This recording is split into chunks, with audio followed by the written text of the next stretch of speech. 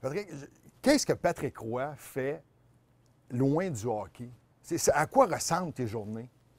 Bah, c'est bien simple. Hein? Ceux qui me connaissent bien savent que je suis un passionné du golf. Alors, évidemment, je prends beaucoup de temps pour jouer au golf.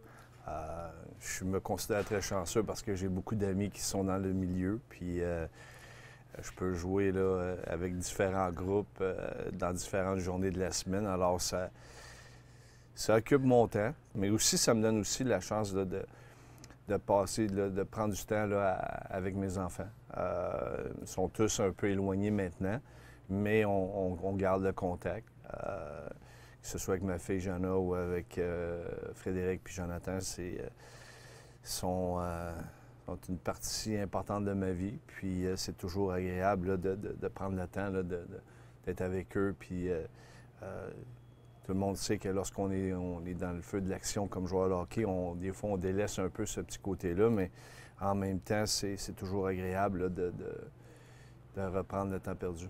Comment ça fait de voir justement que c'est plus toi la vedette de la famille, que peut-être tes enfants ont pris la relève? Je parle entre autres de Jonathan.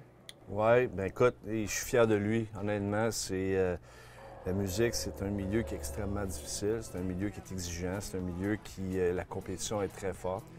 Ce que j'aime beaucoup, c'est la passion qui l'anime. À tous les jours, tu vois qu'il cherche à s'améliorer, il cherche à trouver quelque chose de nouveau. Puis il est chanceux parce qu'il a comme mentor Corey Hart, puis Corey fait un excellent travail avec Joe. Puis c'est agréable. Puis je veux dire, je regarde même mon Frédéric, maintenant à Ottawa, étudie pour rentrer dans le droit. Puis c'est un gros tremplin dans sa vie.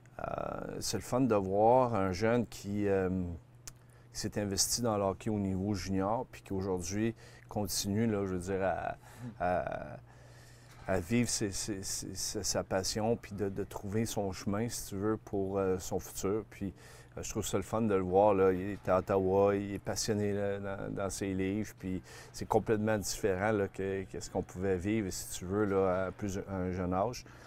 Puis à ma fille, bien, c'est sûr que ma fille, je suis extrêmement heureux de l'avoir heureuse. Puis c'est elle qui est le plus près du hockey dans la famille. Oui, effectivement, parce qu'elle sort avec Pierre-Cédric Labrie. Puis c'est vraiment un bon chic type. Puis elle m'a fait un beau cadeau. Je vais devenir, en principe, devrait devenir grand-père là, pour la première fois en janvier. Alors, ça va être. C'est des moments qui sont forts, puis c'est des moments qui sont. Qui font en sorte qu'on est extrêmement fiers de nos enfants, de les voir grandir. Je te dirais, Michel et moi, on est extrêmement fiers de nos enfants. Ils ont un père qui peut les conseiller dans toutes les facettes de la vie, c'est sûr et certain. Bien, disons que dans ce côté-là, je leur recommanderais plus leur mère. Michel, elle a fait un super beau travail avec les enfants. Puis,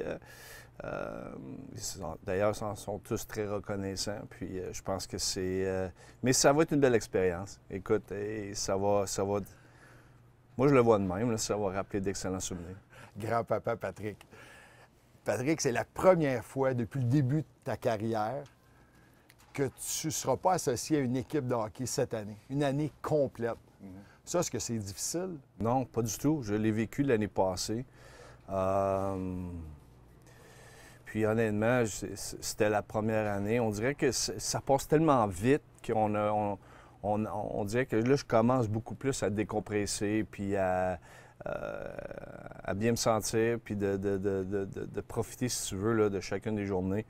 Regardes-tu ce qui se passe? Écoutes-tu les matchs de hockey? Est-ce que Patrick Roy peut être une personne normale? Ben oui. Dans la vie de tous les jours. C'est certain. Puis honnêtement, il y a des journées que je me pose la question, tu sais, qu'est-ce que je pourrais faire autre que du hockey? Et c'est difficile de changer de voie parce que le hockey m'a emmené tellement de beaux moments, puis il m'a fait vivre tellement de passion, puis c'est ma passion en partant. Alors, c'est certain que de regarder le hockey, je le fais comme tout le monde, mais je le fais plus d'un côté amateur. Comme un gérant d'estrade. Vraiment. Et puis, tu sais, des fois, je me surprends à jaser avec mes chums. On prend une bière, puis on dit ah, moi, je ferais telle affaire, puis telle affaire. Puis là, je me regarde là-bas, je dis c'est quoi tu te mêles, tu sais? Mais parce que l'avoir vécu, mais en même temps, c'est ça qu'on est. On est des amateurs de hockey, on tripe hockey, puis on a tous des bonnes réponses pour aider n'importe quelle organisation dans le hockey, que ce soit au niveau junior, au niveau de la Ligue nationale. Puis, mais ça... Le hockey amène des discussions, des échanges qui sont le fun, bien, comme tous les sports d'ailleurs. Donc, ça te manque. Si Ben, tu en parles, mais non, mais Ouais. d'un autre côté, tu peux en parler, tu peux en jaser sans avoir un impact direct sur une équipe. Ouais. Non, bien, ça me manque pas. Non, pas tant. C'est sûr que des fois, j'aimerais ça jouer un rôle dans une organisation, plus comme consultant, puis donner mon opinion, mais on dirait que dans la dernière année, j'ai aimé être loin du feu de l'action, tu sais, d'être dans les médias. Puis on dirait que ça a été le fun d'être plus... un petit peu plus tranquille, un petit De peu voir plus... ça de loin. Oui, exactement. Puis je cherche le mot, là, mais de ne pas être trop près des médias, puis de ne pas voir mon nom dans le journal. On dirait que c'est comme, hey, sais-tu quoi, on est bien, puis on n'est pas dans la controverse, on n'est pas dans ce qui se passe dans le quotidien de tous les jours. Alors ça fait en sorte que j'ai aimé ça. Tu disais tantôt, Pat, j'aimerais peut-être ça, jouer un rôle de consultant. L'an passé, quand Michel Therrien s'est fait congédier, ton nom est apparu dans les médias. As-tu reçu un appel l'an passé quand Michel s'est fait congédier? Non, j'ai pas reçu d'appel. Puis c'est certain là, que de la façon dont j'ai quitté, peut-être peut faire peur à plusieurs directeurs généraux, mais en même temps, on en était rendu là avec. Ma situation était rendue là avec l'Avalanche. On voyait pas le futur de la même manière, puis on voyait pas la construction de l'équipe de la même manière. Puis à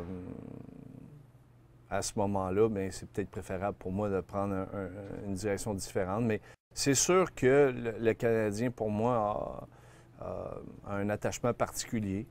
Lorsque tu as joué 10 saisons avec une organisation, lorsque tu as gagné 2 Coupes Stanley avec une organisation, bien, il y a un rapprochement qui se fait assez naturellement. Puis c'est certain là, que d'avoir vécu toutes ces belles années avec le Canadien, avec les amateurs, etc., même si ça ne s'est pas terminé comme je l'aurais souhaité, il en demeure pas moins qu'il y a eu un grand rapprochement avec l'organisation à partir du moment où ils ont retiré mon chandail, à partir du moment où j'ai commencé à aller voir certains matchs du Canadien, etc., fait en sorte qu'aujourd'hui, c'est sûr que j'aurais pas détesté là, avoir une entrevue avec pas avec Michel Therrien, mais avec Marc Bergevin.